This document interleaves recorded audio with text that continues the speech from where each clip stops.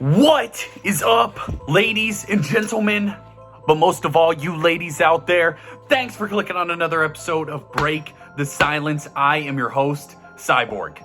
Cavs-Celtics. Let's talk about it. Split out!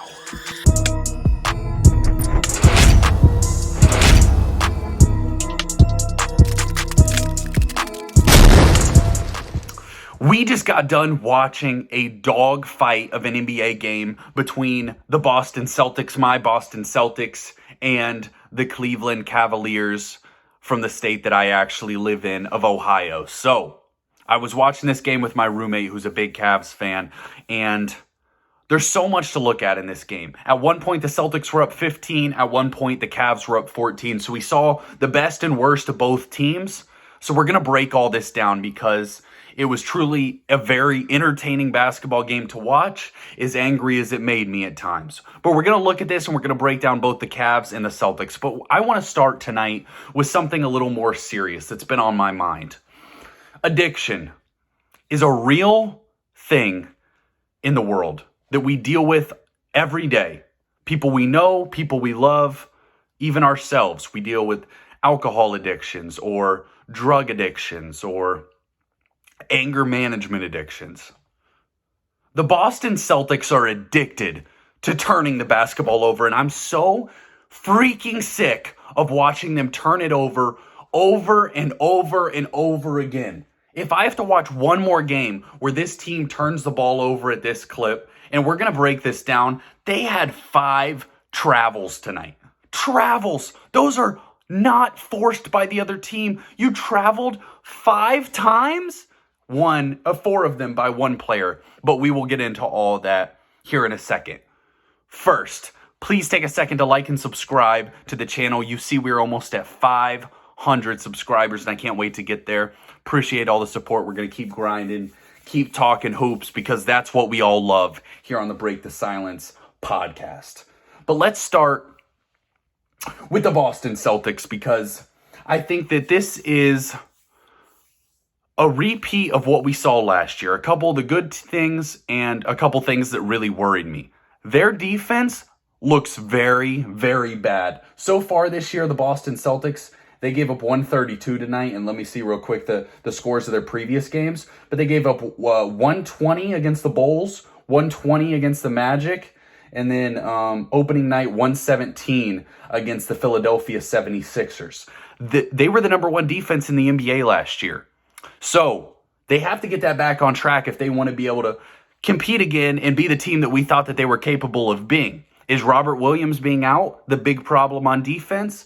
I think it is a problem, but it shouldn't be the only problem. They are getting confused, they're getting mixed up, and I'm really pretty shocked about that, because when you go on a deep playoff run with a team and your teammates, you start to gain that chemistry as far as like defensive rotations and communication, and I think that could be a direct result of coaching. And when we talked about Ime Udoka being suspended for the season, we worried about this new coach coming in. Will he be able to uphold them to the standard that Ime held them to last year as far as defense? Because to me, great defense equals great coaching.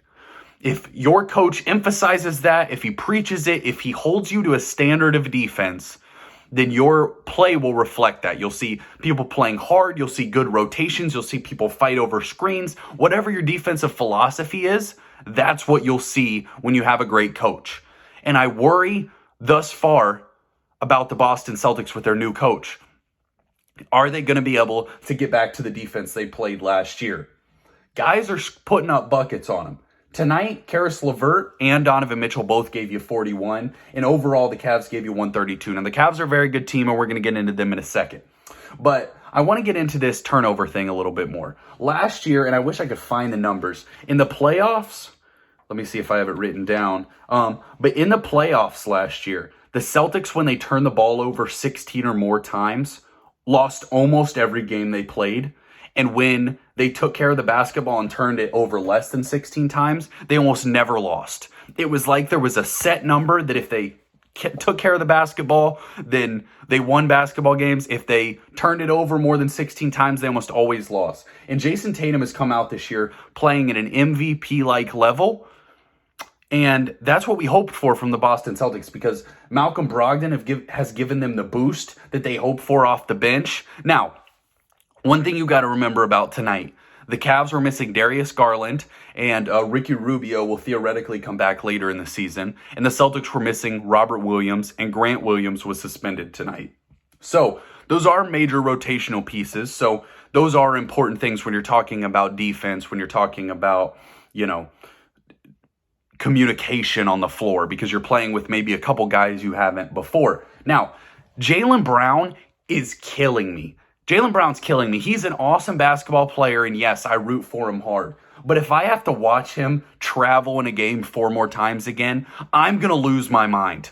I simply don't know how else to put it. He has got to stop with the unforced turnovers. He had 7 turnovers tonight, was a minus 21.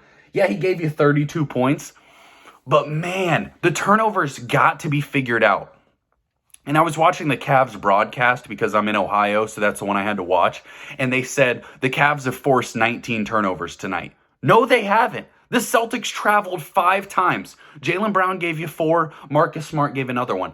I can't remember, and I was trying to find the statistic on it, if one player has traveled more than 4 times in a single NBA game, and I couldn't find it. But I can't imagine that someone's traveled a lot more times than 4 when you're talking about an NBA player. And my theory with travels is the NBA hates calling those. So if they call a travel on you, you traveled. That's just how it is. But let's switch gears and talk about the Cleveland Cavaliers, because they played excellent tonight and they deserve real recognition, because we need to talk about this team as a legitimate Eastern Conference contender. We had questions heading into the season about this team. How would their chemistry be? How would Donovan Mitchell fit in with this new squad?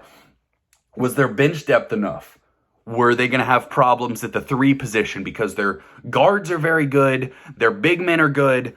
Could the wing position be good enough to allow them to compete?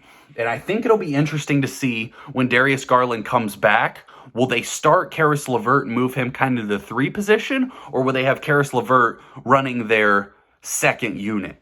And then even when Ricky Rubio comes back, does that change it again? Keep your eye out for how the Cavs decide to do that going forward. If I'm the Cavaliers, Caris Levert, if he plays like obviously if he plays like he did tonight, they'll win a championship. But if Caris Levert plays at any level like this, they're going to be a real contender in the Eastern Conference, because Donovan Mitchell is going to give you a real boost that they needed in ISO scoring and playmaking. Now, the big problem with the Cavs last year, when you're looking at how they played and why they lost some of the games that they lost, their concern was when it got close, when it got tight, it becomes a little bit more of an ISO basketball sport, an ISO sport.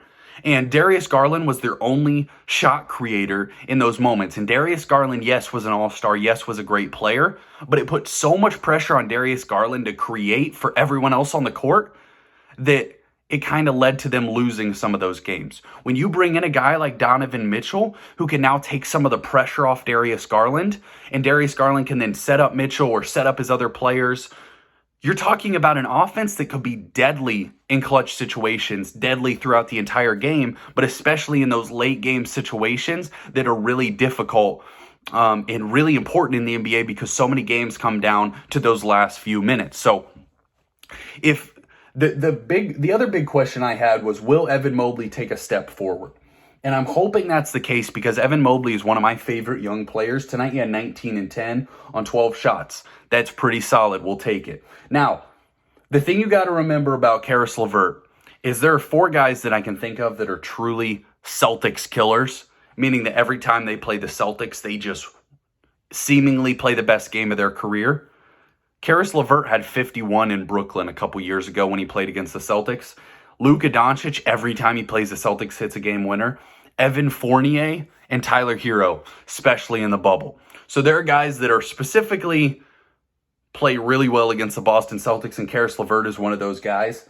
But if you're able to get 41 from Caris Levert, 41 from Mitchell, and you're still getting production from guys like Mobley and Jared Allen. Jared Allen's a stud. He might be the most underrated player in the NBA. But this Cavs roster is so well constructed. When Rubio comes back and Darius Garland comes back, seemingly soon, I'd imagine Garland comes back from his eye injury. But you're looking at a lineup that has depth, that has star power, that has defense and offense and shot creation and shooting. They shot tonight 47% from the three-point line, which is obviously excellent shooting. But this team just has everything that you hope for in an NBA basketball team, in a contender. The question is, when you get in a series, when you're playing the Milwaukee Bucks, who might be the best team in the Eastern Conference, can Donovan Mitchell and Darius Garland create enough in those clutch situations to compete with Giannis and Chris Middleton? That's what it'll come down to. When you're talking about dogfights of games, will Evan Mobley and Jared Allen be able to get stops on Giannis? Probably about the best you can. But Giannis is so talented that he's going to get his. You have to be able to go down on the other end and get your own buckets. And we've seen Donovan Mitchell play at a high enough level before that if he plays like he has in the playoffs at times in Utah, specifically in that Denver Nuggets series against Jamal Murray, if Donovan Mitchell is playing at that level of shot creation and he has guys that can shoot around him, this is going to be a scary basketball team. This could be a legitimate threat in the Eastern Conference. It could be absolutely be a threat. You're talking about, to me, the Milwaukee Bucks are by themselves as the favorite in the Eastern Conference. And then you have the Cleveland Cavaliers, Boston Celtics, and whoever else you want to throw in there. Maybe although I think the Toronto Raptors got beat tonight. But you have, whoever else you want to throw in that category.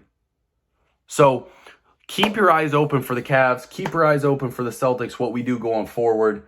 Celtics got to stop turning the ball over, or I'm gonna have a stroke. I'm not joking about this, man. My temper can't handle it. But an excellent basketball game, very entertaining to watch. We got more basketball to talk about, more ahead. Sabor Gala.